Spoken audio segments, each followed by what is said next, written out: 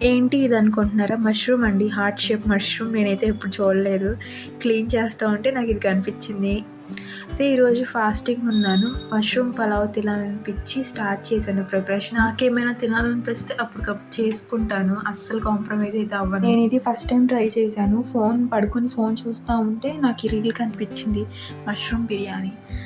Mushrooms ఉన్నాయి కదా ఫ్రిడ్జ్లో అని అప్పుడు గుర్తొచ్చి స్టార్ట్ చేశాను. యాక్చువల్లీ మా మమ్మీ వాళ్ళు నార్త్లో ఉంటారు, ఛత్తీస్గఢ్లో. అక్కడ ఏ ఫాస్టింగ్ ఉన్నా 7కి అయితే బ్రేక్ చేస్తారు.